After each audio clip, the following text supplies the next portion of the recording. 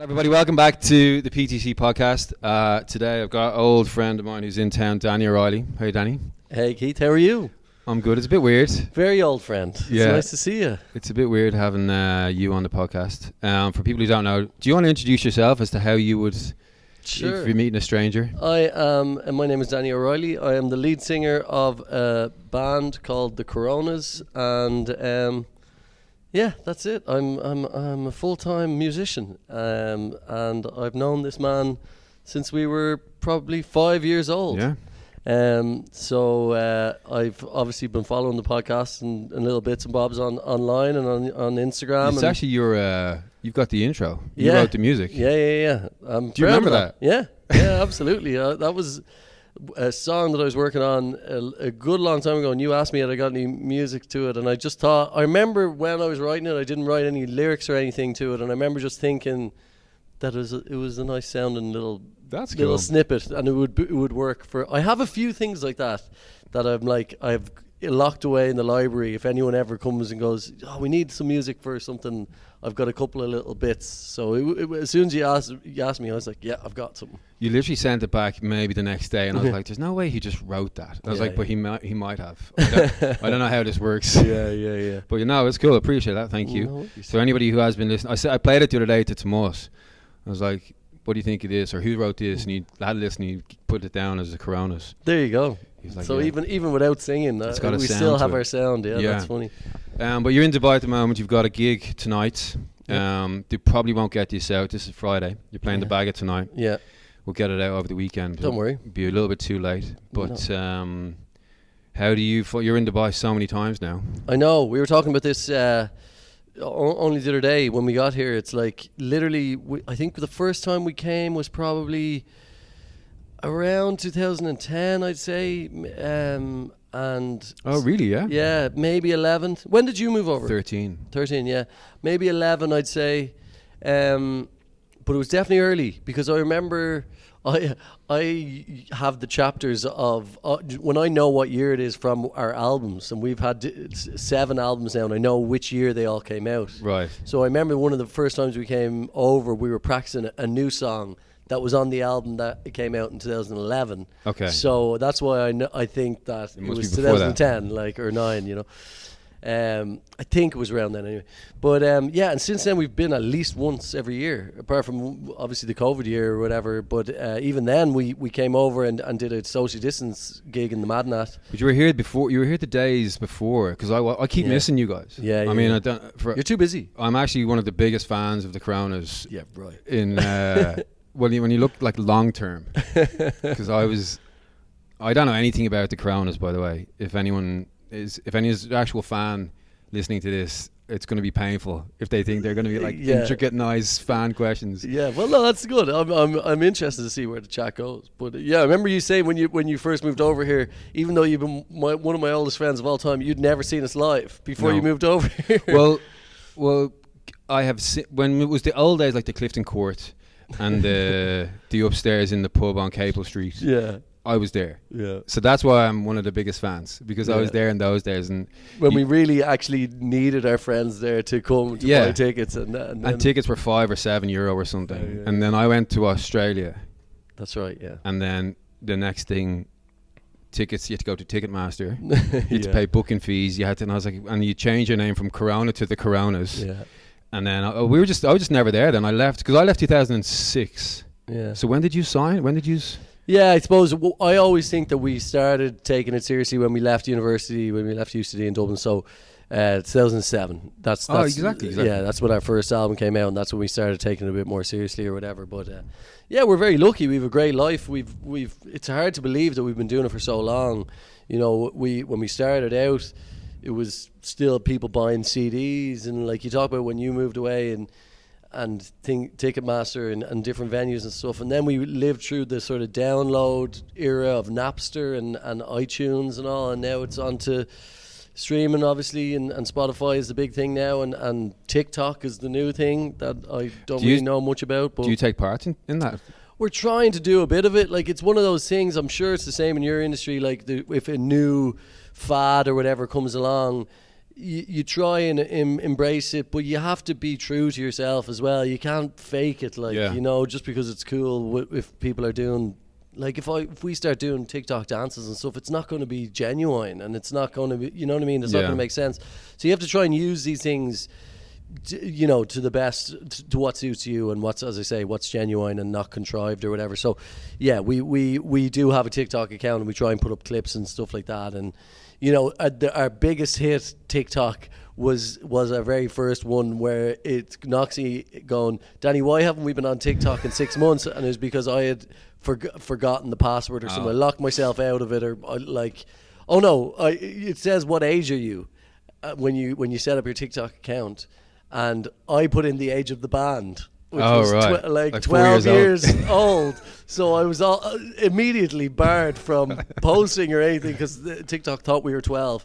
Yeah, that was embarrassing.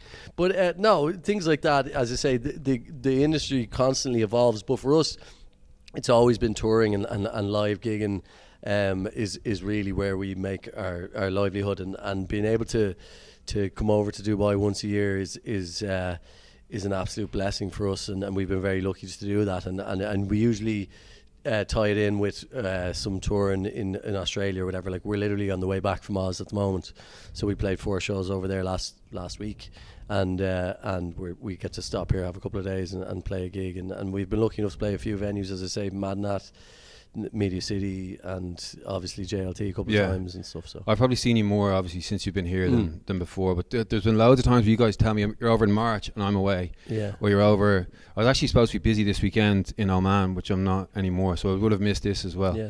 But no, it's good to get you a couple, because every time you come over, you're golfing. You're sound checking, gigging, boat party, gone. Yeah, it's always a quick visit, and we try and fit in as much as we can. But I love coming over here this time of year, just because Ireland is so dark and cold and wet and miserable, and so getting over here around November is always good. It's always either here or around Paddy's Day, as you say. But yeah, man, you're busy too. The things are flying, and you've been going your trips, and your everything is going great here. Yeah, just cracking on with it. I mean, like, I don't know. I don't know what it's like looking in on it.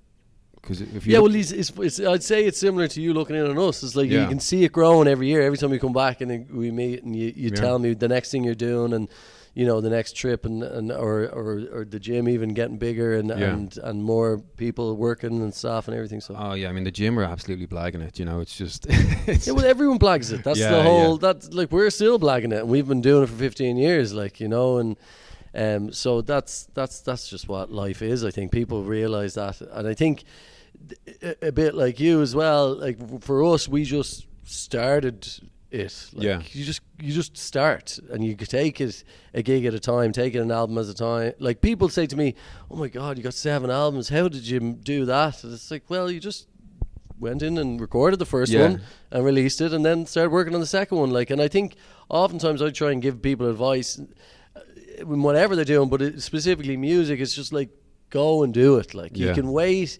I need to wait until I've got the right management, I've got the right label and all that stuff. And like, there is an argument for that. Like, people often say that to me, because our first album was quite successful in Ireland, and we didn't have any record label or anything just like Jimmy. That. Yeah, just our mate Jim, who was our manager. And do people know the story about how Jimmy got the job? Yeah, I think I've said it before. So basically, a guy who was in school, myself and Keith, he was our school captain, and I had been ringing up venues trying to get gigs. Like, I'm the lead singer of this band, and the venue was going, yeah, whatever. Like, but so I got a friend of ours to start ringing up on our behalf and pretending to be our manager, and he's still pretending to be our manager 15 years later. Like, so that's the way it happened. And now he's like a really successful manager who manages other acts and is so involved in the industry in different things and stuff. So it's, again, fake it till you make it. And I think that's very but he's such the right guy to have asked that day, whatever day. Like, if you, there's loads of lads who would have never done it well back then. Exactly. No, I think we saw something in him that it would suit. And Jim's actually really musical. He, at one stage, we were looking at him to join the band and sing. He's got a great voice. What's his? Oh, he does the Jack Black song, the best song in the world. That's amazing. Yeah, Tenacious D. Yeah. It's a great tune. That's a great tune. We never got you into the L music, no. No, I never got the call. I got the call to go play in GA. I remember back in the day. You're a good footballer. Yeah. I went to play because your dad was coaching, so I was down to Mount Argus. Yeah. That was the very first day I'd ever joined, and I remember seeing you first. You're like, hey, come on, whatever. And then, whenever you went to your first musical practice, I never got the text or the nod. Could have been so different. Yeah. Imagine one of us have been no, you're doing all right. We'd been in jail or we're dead by the time we're 27 if it had gone that way. Yeah, no. I think you got it. You got yourself. Well, my uncles are all musical. Yeah, your mom jammed at my uncle in California whenever back in the day. I remember you telling me that before. And like here, I mean, you can even hear the music in the background. Like, do you find it important for what you do? Like, is it? It definitely is in the gym.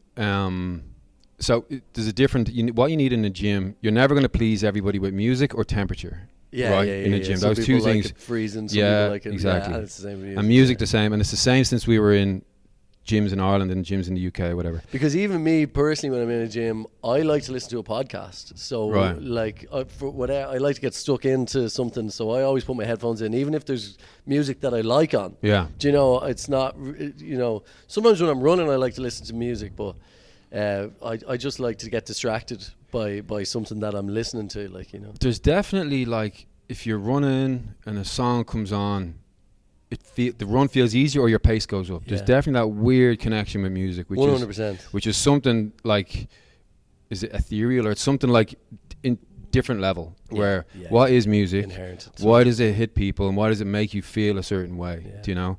So there's that aspect in the gym, but on the main speaker in the gym, as long as it's different music all the time, I'm fine with it. The guys are fine with it. Like, we all take turns playing playlists. Some people are less inclined to put their own playlist on. Yeah. We've got a load of safe playlists. I've got like a bunch of different kind of genres that are 4 or 5 hours long.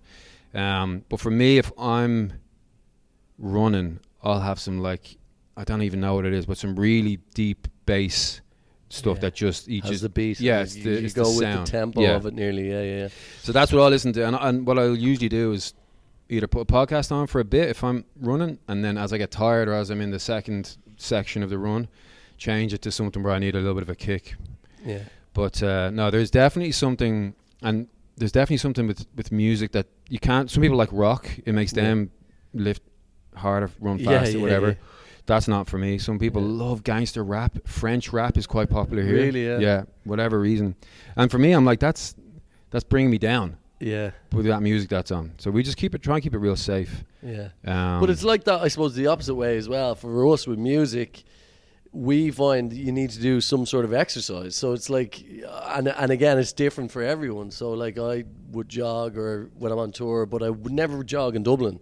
Like I try and play football or I'd go to the gym a little bit, like, but it's taste for everyone, like, you know. So we find that our tour manager would be doing 10Ks every day when we're on tour, like, you know, and that's his thing, like, you know. But it's just I suppose everyone's different. Do you run around the cities or the places, or do you run the gym? No, cities always if I can, if the weather's okay. But like, it's my favorite thing to do when I get to a new city when we're touring, is just jog around and like, and sort of just wander, like, you know. I'll Google where the closest park is and head there and just see it and come back. That's cool. And even in Australia, it was really nice to be able to do that. And I did the jog. Someone said you could go from Coogee Beach to Sydney to Bondi Beach along the coast, and there was a lot of steps. It was tough going, like, but it was great. I used to live along there, that Tamarama walk. Yeah. So I went all the way from Coogee to, and the amount of Irish people over there is crazy. Like, there was this guy who stopped me as I was jogging. Oh, Jesus, yourself, like, and I was like, how are you? And then he sent me a message on Instagram going, sorry for shouting at you there during your run.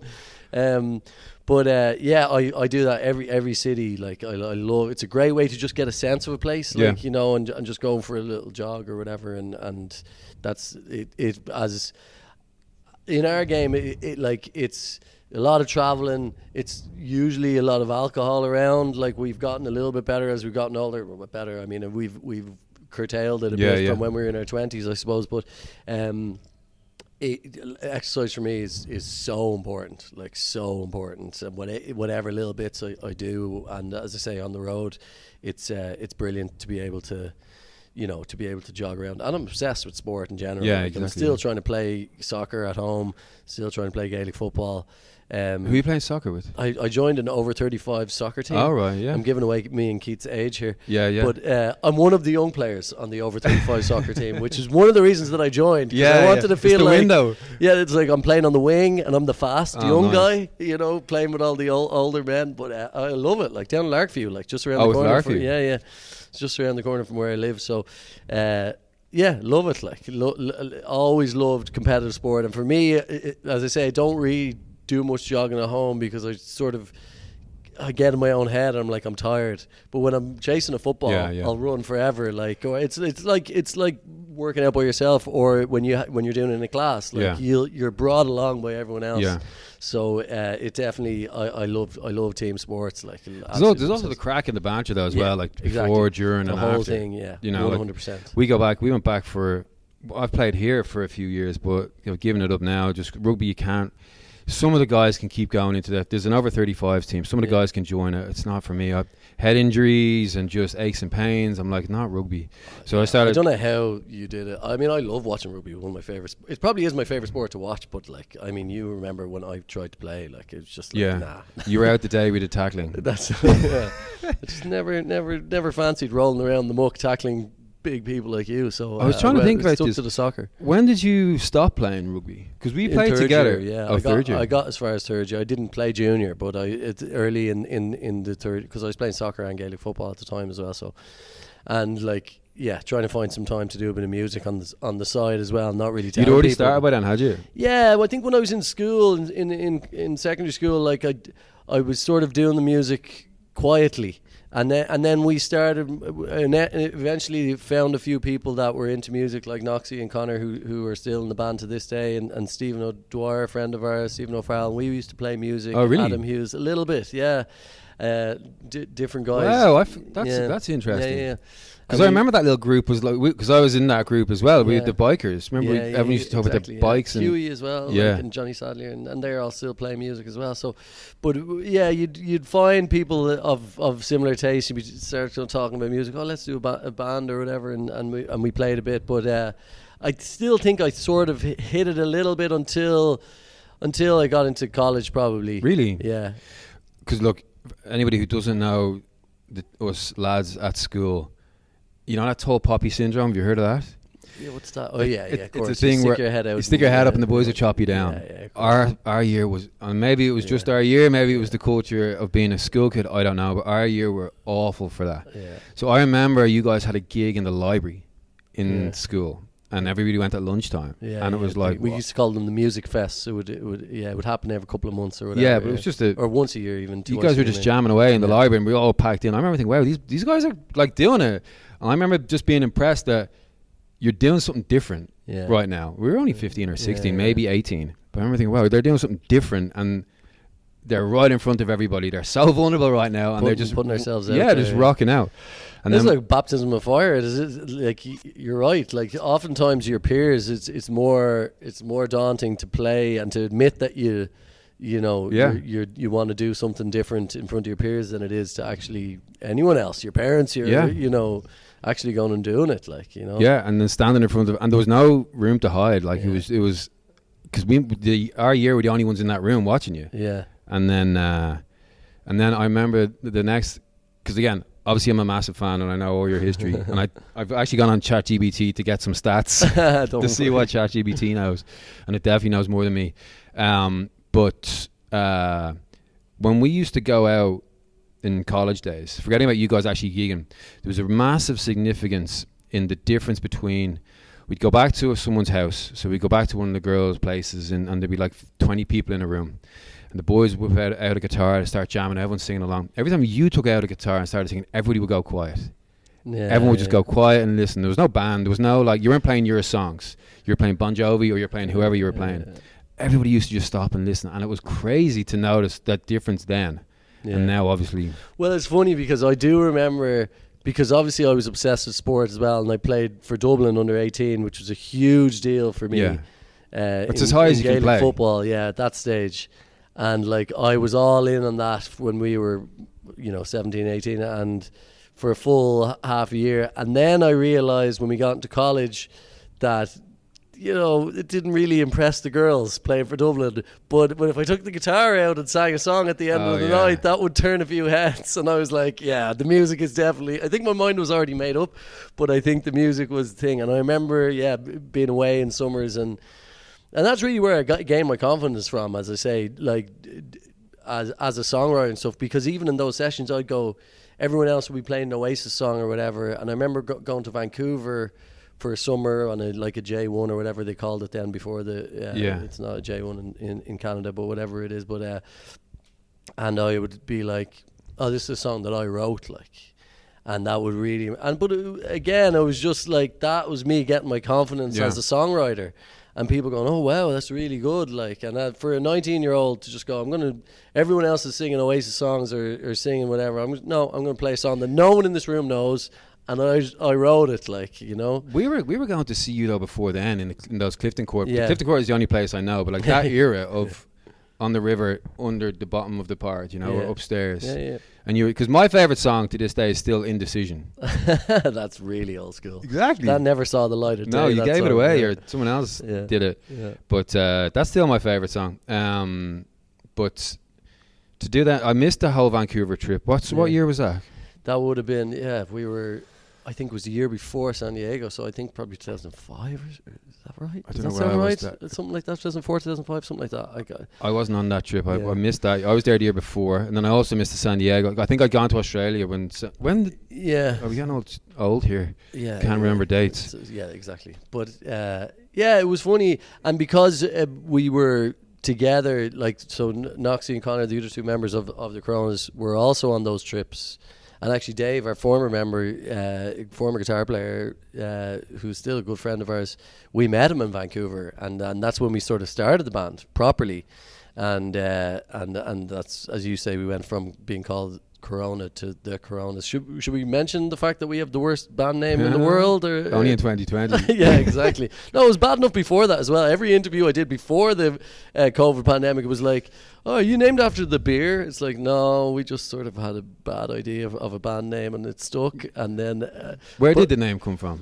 We were named after a typewriter or something. We were like, I don't know, we were only 16. I don't think we realised that Corona the beer was such a big thing. And then I think it got a real big marketing push after we picked, right. It was just a sort of unknown sort of Spanish or Mexican beer at the time, and then all of a sudden it was like the beer that everyone was drinking. But and then of course the COVID pandemic hit, and I remember you talked about when the pandemic hit. We were here. I remember it like around January or December, January. I have this thing, Google Alerts, where if something is mentioned about the band online, I get a Google an email. And I was seeing this thing happening in China. Oh, really? Like in December, January. Oh, no. And I started saying to people, and people thought I was crazy. They're like, this fella is like a conspiracy theorist. Like, I'm like, there's this virus, guys. It's coming. It's coming. And they're like, yeah, whatever. And then sure enough, then in March 2020, it hit hard. And I was really rattled for a while. Obviously, had the same worries as everyone. Am my family going to be safe? Yeah. What's happening? But like also with the band name as well, it really did get in on me for a while. And then we started having requests from like BBC and NBC and all, would you come on and talk about your band name and all? And I didn't know what to do. Like, did you say yes?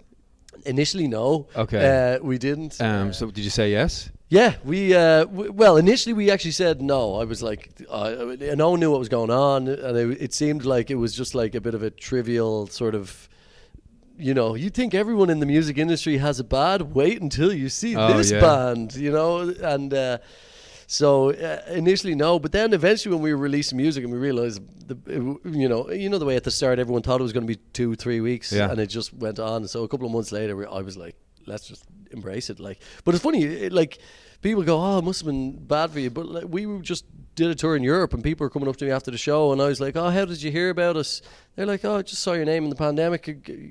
Literally it was promo for us. Yeah. Our streaming numbers were going up, so that was crazy. But it just added an extra layer of strangeness on an already strange situation. But you guys did. I remember the tweet or the post where he's like, "What's next?" or something. No, we tweeted Corona the beer, going, "What's your plan? Are you guys going to rebrand, or we're asking for a friend?" Yeah, like, you know. But that was it. I remember that we were here on the beach when we Noxie, our bass player, his wife was like, "You got to tweet Corona the beer and ask them what they're doing." Like, we were sitting in Dubai doing that, and then we flew home the next day, and everything shut down. Like, you know. But yeah, it was a crazy time. But thank God we're out of it. Like, you know, because you know I think we were a lot of bands. The pandemic really scuppered their momentum, and I see that with a lot of bands who were on the up pre-pandemic. And it hit, and they just lost that sort of chance and that momentum. And the music, the industry is really about that, like, you know. Whereas locally, you know, I mean, we're by no means a huge band or whatever, but we have a core following, and we had already sort of gotten that pre-pandemic. So when things came back, we still had people coming to our shows. So thankfully, we were lucky in that way. Whereas I think if the pandemic had happened at, like, when we were in album 1 or album 2, it would have really got into me, and it would have really, first of all, had a negative effect on the band, but also a much more negative effect on my mental health for sure. But I think we were just in a bit more of a stable position, a bit more sort of, like we were already, you know, at a stage where we could pick up where we left off whenever it finished. And I sort of knew that. And as I said, I was looking at young bands, newer bands or whatever, and seeing them and going, I feel for you guys. Like, more than I even felt for myself or felt for ourselves. Like, I was like, that must be tough, because I sort of felt that we would be okay once it reopened, and sure enough, we were okay, touch wood. But it took ages in Ireland, didn't it? Oh yeah, it was really tough, and especially, you know, they were quite strict with mass gatherings. So music, obviously, we're a rock band, indie rock band, for anyone who doesn't know us, but like, it's all our gigs will be standing and crowds together and crowds arm in arm and singing along, and it's not like we're a sit down. We couldn't really do the sit down thing. I mean, we did a couple of social distance gigs, as I said, but it was, and the whole industry at home we were the last. Like, they were having mass sporting events at home in stadiums and everything, but they weren't letting the entertainment industry come back at all, which was really frustrating for a short time at home. But eventually, thankfully, we got there, and it's funny how people forget and move on so quickly. Like, it seems like it was so long ago, but like, if you actually think about it, we're only 2023 now. Like, it finished last year. Like, we're still 2023 now, so we only got out of it in the middle of last year, really. Like, you know, middle of 22. So it was different here. This place opened up July of 2020 with initially very few restrictions, and then after about 2 months, loads of restrictions. And they sent, for the fitness industry in particular, they sent a letter around with, like, it probably had 24, 25 points on it, saying, like, no water coolers, no towels, no seating in the reception area, no, all the machines had to be 2 or 3 meters apart, whatever, all the down. But at the time looking at it, it's like, oh no. But then I actually looked through it and went, someone's really gone through the gym carefully, looked and at put loads of stuff in place, but at least it keeps us open. They've done this, and they've looked at it really in depth. And in hindsight, it was amazing. It was probably a much better way of dealing with it. Like, you know, everyone in Ireland had that scare thing of, no, we need to beat it and like close everything down and try and, you know, zero tolerance. That was never going to happen. You had to find a way to live with it and leave people to have their own choices. If they want to stay at home, that's okay. But anyway, listen, we don't want to talk about it's so mad. It's just a mad time. But we definitely would have been out of business had we not gone. Had we gone another 3 months, maybe could have stretched it to 6 months. Because one of the good things about us is we had actually financially managed the business before that quite well, where we actually had literally a rainy day fund that was like, all right, we got to hammer that, and that maybe wouldn't have gone much further if we had no business. We opened July 2020, and then we're back. After a couple of spikes, it changed, got easier change, and then so we didn't feel the brunt of it the way You guys did. Yeah. Well, as I say, it was a weird time. It was a really weird time. But yeah, thankfully we're out of it now. It's touch wood until the next crazy thing. There's a lot of crazy stuff right now. Stuff we were talking about what's going on at home, right? Yeah, it's crazy. Yeah. Listen, as I say, we feel lucky. That's the one thing I think that we do. Me and you, in a way, have in common is that our passion became our life. You know, and I think that's something that and I think again, it referenced the pandemic. If we had been just working a 9-to-5 job that we didn't really like anyway, you go, okay, whatever, but because you were building something here, and building the brand and working on a plan, and I suppose you're more grateful when it comes back, Oh yeah, because like you said earlier,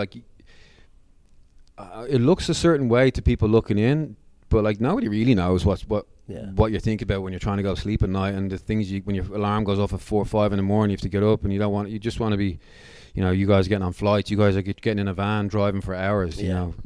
How dead is your brain then? You're just thinking about stuff. Yeah, and it's not for everyone. And I'm sure it's the same with you. People think, oh yeah, I could do that, but only you see the work that goes in behind the scenes, and again with being in the band, people go, oh yeah, that's grand, you're only up on stage for an hour and a half singing songs and then you're done. But there's a lot of work that goes into it, and it's not even just the work, it's the mindset and the lack of security and the lack of structure. Some people need that, and need something a bit more stable. And whereas I love the fact that like a friend of ours, Brian Doyle, who you know well, he was staying with us in London, and on a Sunday I turned around to him and do you know what we should do tomorrow? Let's go to Brighton.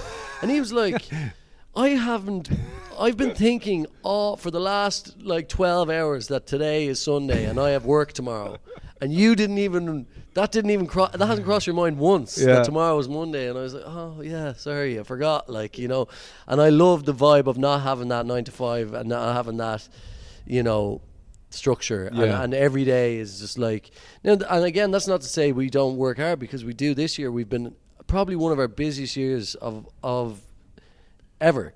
We've been non-stop since summer festival season, then touring, and in between all that I've been writing for the next album, because we plan to record the next album in January.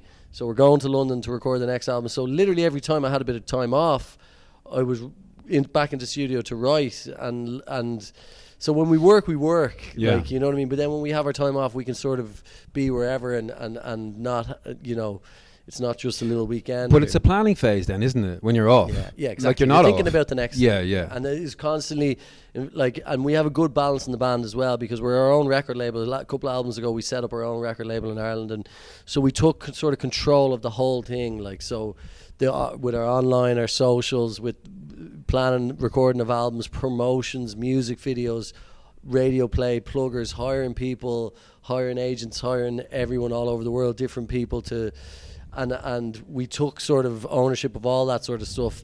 And it's good because we all have our little place within. It's a bit like you and Chris in the business, like you run it as a business. Yeah, exactly. So Noxie sort of looks after a lot of the social media stuff, and the merchandising and the online sort of presence of the band. Connor, our drummer, does a lot of the live stuff and organises how the stage production manager, and how we put the shows together, and with click tracks and where we are with that stuff, and I'm sort of the main writer, I suppose. So when I have a bit of time off, I'm working with different people to try and write a bit, and write with the guys as well. But so we found, and obviously Jim does the majority of the work with the record label, our manager, but we found ways of, even without sort of discussing it, we just sort of found our little places within the industry. And we were talking earlier on with, you and the guys here, and what each person does. Yeah. And, sometimes those sort of roles, you just sort of fall into them and it makes sense. And you don't even need to be like, okay, you need to be doing this, and I need to be on the floor doing sessions, and I need to be planning that. And you just sort of fall into the roles, and you do what feels right. And that's sort of work in itself, without even planning it, So how does it work when you're writing your next album? Yeah. how does it work? Do you sit down, write a full song? You kind of mentioned earlier you have some music here and there. Yeah. How would you put a song together? It's different for different songs. Every song is different, really. But for the most part, I would work on music first and try and find chord progressions or bits of music, or it sort of evolved over the years as well. In the first couple of albums, it would have been me sitting on an acoustic guitar and just banging out chords and sort of write the song that way. Whereas now I'd work a bit more on a laptop, even though I'm not a really good producer or anything like that, but I would be working on different programs and just trying to come up with sounds and little things that sort of perk your ear and just interest you. And you go, oh, I like the sound of that. Like, you know, it could be just a couple of chords, it could be a little melody, or it could be a little sound or anything. And, oh, I like the sound of that. And you try and then you work on it, and then I'll try, and usually next would be melody, and I'd work on some melodies, and sometimes lyrics will fall out of you, and then sort of lyrics would come at the end, and then I'll bring the song to the band, and we'll work on it and flesh it out and change it, and that's you know, as I say, every song is different, but that's the rough sort of way it happens for the most part. So I spend a lot of time in Dingle in County Kerry, which is a beautiful isolated place for any of your listeners who don't know, in the southwest corner of Ireland, and it's very artistic and very just scenic and beautiful, and so I spend a lot of time down there and just lock myself away with the dog and just play music and write chords. And by yourself? Do the boys do it? Yeah, no, the guys will come down every now and again. We were there just a few weeks ago working on songs, but initially I tried to go down by myself and try and get a load of little bits that are ideas, little sparks and little starting points for songs, I suppose. And then often I'll invite down friends of mine who are writers, producers, or we'll spend a couple of days and just try and I'm much more collaborative these days. In the early days I used to sort of take it on myself and try and write the whole album start to finish, and now there's a few people that I'm really comfortable with writing with and collaborating with, and I'll bring them down and we'll work on songs together, or we'll do it in Dublin or wherever, and I found that good, because especially because we've so many albums, we've been doing it for so long. I'd say you guys can probably relate to it here. It's like, you know, if you're working on a certain muscle group in the exact same way the whole time, your muscles don't react to it anymore. And so I found myself going back to similar chord progressions and similar melodies and similar lyrics that I had written before. And so in the early days that was fine, but after a while I was like, now I'll write a little bit of a song that I'll get excited about, and I go, instead of me finishing that off, because I know what I would have done with that, I'll bring that idea to someone else and see where they push me. Did the lads ever be like, that's awful, Danny, bin that? I know, oftentimes, like sometimes I'll write a song and I'll be like, wait until the guys get a load of this. This is the one. This is going to change. Even right now, we're talking about the songs we're going to record in the next album with our producer. Like, and there was one song I was like, this is the one. This is going to be our first single. And they're like, all three of them were like, no, really, that's not even making the album. Like, and but you have to trust people. Yeah. And I do trust them, and so I'm like, okay, got that wrong. But then other times, like one of the biggest Corona songs is a song called "Here's a Ghost." And I just wrote that one day when I was writing a lot of other songs, and I was like, yeah, I like that. That has a nice vibe to it. And I played it for them, and they were like, whoa, that's cool. There's something in that, like, you know, that's. And I'm like, really, that one? And so you don't know. Would that be like the most surprising one, where you did way better than you thought? Yeah, I mean, yeah, because it's we just toured in Australia and we had 2,500 people in Sydney singing it back to me, like, and I was like, that was just a song I wrote when I was 22 or whatever, and I wasn't really thinking that much about it.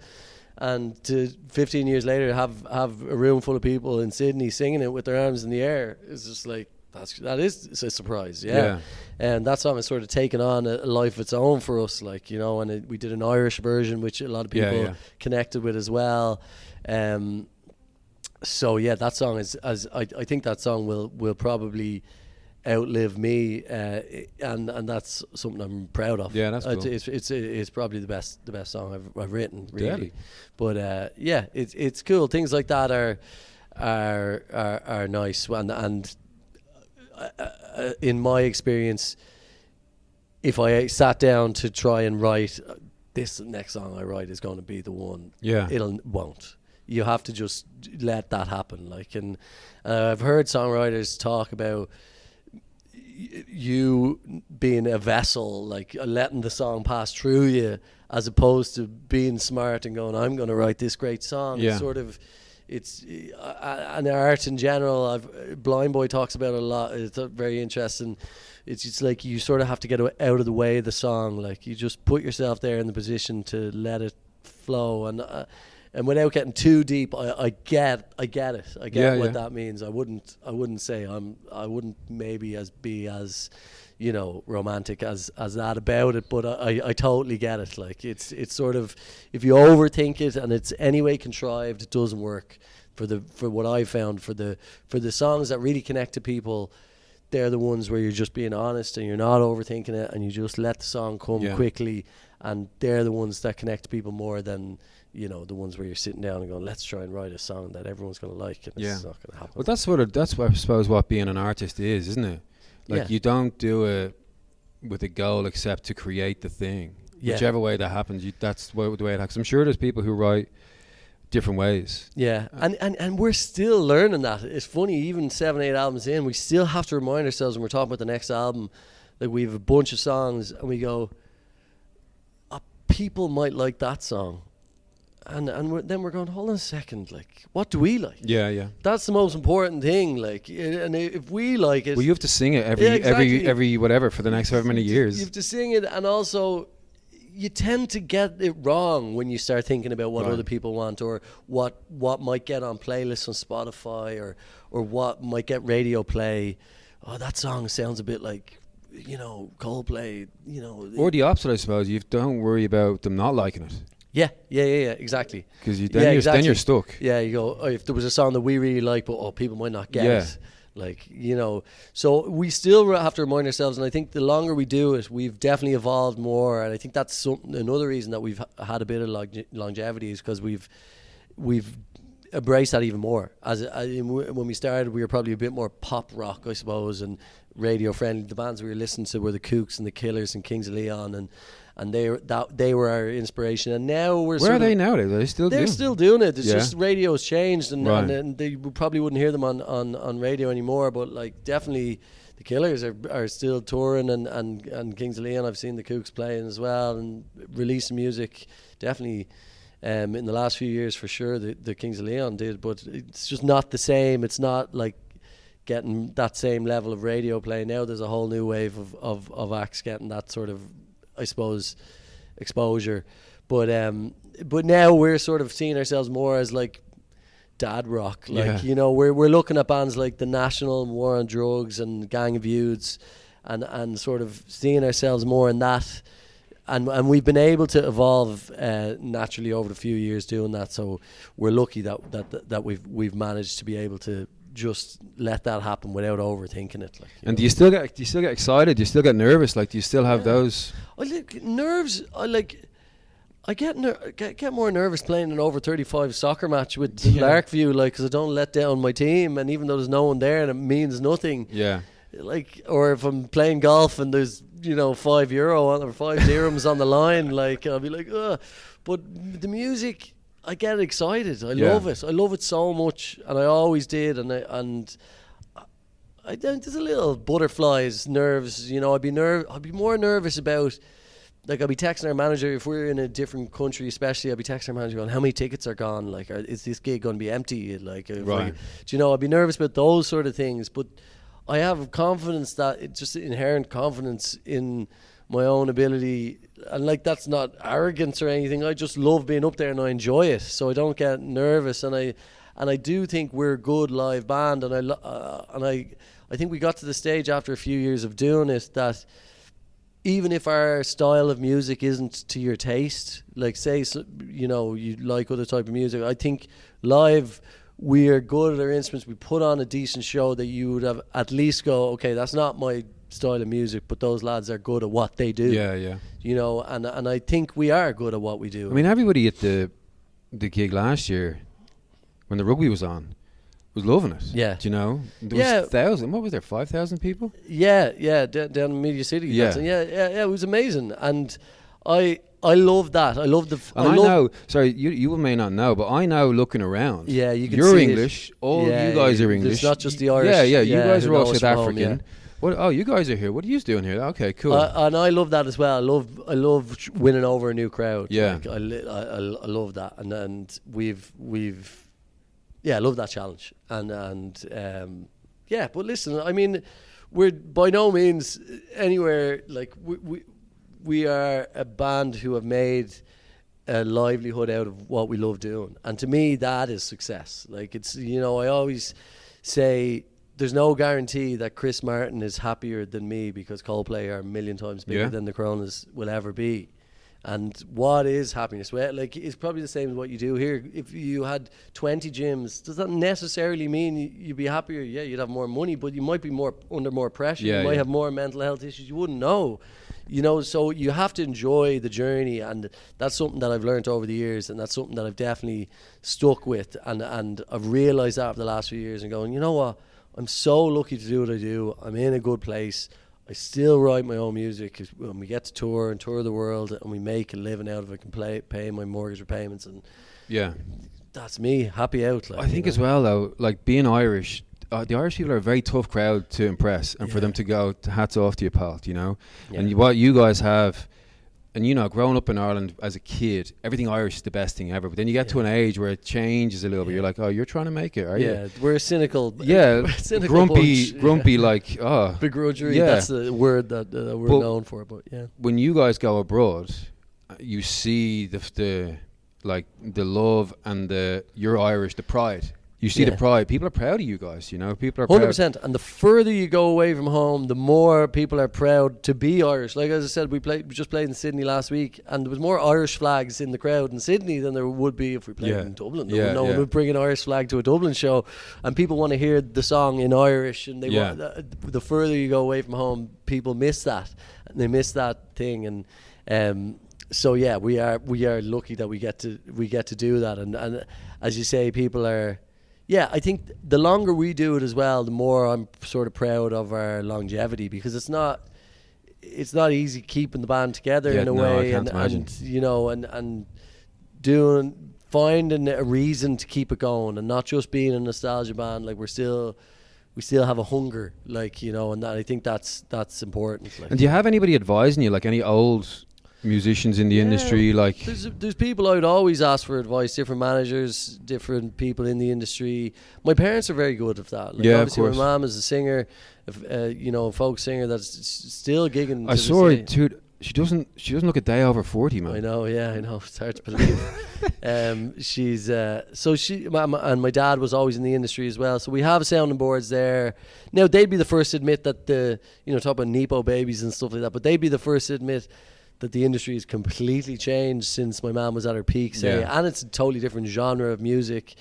But it is nice to be able to chat to people like that, and even Roisin, my sister, who's playing live with us now and is a singer as well, having like people like that around that you can play new songs to, be a sounding board. What do you think of this? You know, and having people around you that you trust. And I'm sure it's the same here as well. If you have a new idea or you're planning a trip and you've got a few people where you go, what do you think about this? And they go, yeah. So I think it's important having people around you that you trust and that will give it to you honestly as well. Not just people going, yeah, it's all great. Yes, man, like around you, like, so, yeah, we're lucky that we have that, and there is people that we ask advice for. And every time I go to a gig, I'm robbing things off people. And I say, when bands support us, and they'll say to me after the gig, oh, I like the way you did that with the crowd, the way you thanked them there, the way you said that was sort of half funny. And I go, I've been doing that I robbed that from Danny from the Script. Yeah. You know what I mean? And I'm be telling them to rob it. Yeah, do it, yeah. Noel Gallagher said one time, is like, if you rob enough things from enough different artists, you'll come up with something original. Yeah. And that's again what art is. Like, everything that you create, you've seen. You've seen with your eyes. You haven't dreamt it up. Like, it's a collection of everything that you've taken in. So I every time, still to this day, I go to a gig and the singer might move a certain way or just do something, and I go, oh, that's sort of cool. The crowd reacted to that, and Danny from the Scripts is a great example. We supported them in the early days, and he had this power over the crowd that I was really impressed with, and he would just sort of stand there and do nothing, and the crowd would start applauding, and then he'd just sort of do nothing for longer, and the crowd would applaud more, and he'd sort of just turn his head, maybe take his in-ear monitor out, and the crowd would start going mental. It's like he's acknowledging the applause, and he's hearing them. Without he's the there ear with thing, them, without saying a word, like, and taking the ear out, and so little things like that. I'm constantly picking up, and again, like, just trying to improve, like, you know, and even writing new music as well is just trying to improve our live set. Like, just that's the whole aim. Like, live for us, playing music live. You know, even tonight now down JLT, we're playing the Bagot to 300 people. I'm really excited about that. You know, and we've played, as you say, in Media City to 3,000 or whatever more, and we've done different size gigs over the years and different size venues. But I love gigging, I love playing. Doesn't matter if there's 100 people there or 1,000 or whatever. So long may it continue. Yeah, it's the same as you. You like your job. It's not work. Like. Well, this is it. People keep asking me, like, you're going to be in Dubai for long. I'm like, look, at the moment, I'm just waking up, going to work. Yeah. Do you know, like, it's not much more than that. It's, and maybe like album by album, we're going year by year. Yeah, it's kind of seasonal here to summer. You just go summer, Christmas here. Yeah. But I know you got to get off to a sound check soon. So, no worries. What was I going to ask you? You got the Bagot tonight. Bagot tonight. What's coming up down for the Crowners in the next few months? We're really busy December at home, so that's our end of our tour now. We're heading back on Sunday morning, but we've got some big shows in Ireland in December, and yeah, they're all sold out. We're lucky. We still sell tickets, as I say, post pandemic and everything. Yeah. We got some big shows next summer. We usually come back on Paddy's Day, but obviously it's fallen on Ramadan here this year, and so we're touring in America around Paddy's Day. But I'm sure we'll be back again this time next year. That's our rough plan, to come back again around this time next year. So maybe some of your listeners will come down and see us. Are you doing Christmas Eve on the streets? Yeah, the busk. Yeah, if I get the text from Glenn, how does that work? It literally the morning, like Christmas Eve morning or the day before. So for anyone who doesn't know, in Dublin, how long has this been going on for? 10 years? Even longer, I'd say. Really? 10, 15 years. So I only got involved probably about 7 or 8 years ago. So there's every Christmas Eve, the lads, the musicians, the artists, just somewhere in the centre of the city start busking. Yeah, and it's usually around Graff Street, down by Gaiety or whatever. Yeah, it used to be just guitars. Now you're up on little crates and there's a microphone and a speaker. And even to the point where Bono's been there in the past. Bono's been there, Hosier's coming down, Dermot Kennedy, Glenn Hansard organises it, and it is really special. And people fly in for it. Like, you know, big fans of U2 and all, just on the off chance that Bono might be there. Yeah, my sister's obviously based in Australia and Canada. When we Christmas Eve we'll go, when if I'm home as well, Christmas Eve we'll go into the city and hopefully I'll call wind of where yous are and just but literally that's it. Glenn Hansard will organise it. He'll text us the day before and go, we're going to meet at the Gaiety or near at one of the pubs. Meet there at 3 o'clock and bring your guitar and we'll give it a rattle for a couple of hours and it raised money for the Simon community, which is really important. So it's something that I'm very proud to be involved in. It's so good. It's so interesting that it happens because they're the most famous people in Ireland standing there, free gig. So I'm just happy to be there, like, you know. It's like a Legends dream team. Do you know what I mean? Like you wouldn't pay for that. You wouldn't get a ticket for that gig if that's in whatever the O2 or the 3 Arena. What's it called? Yeah, 3 Arena.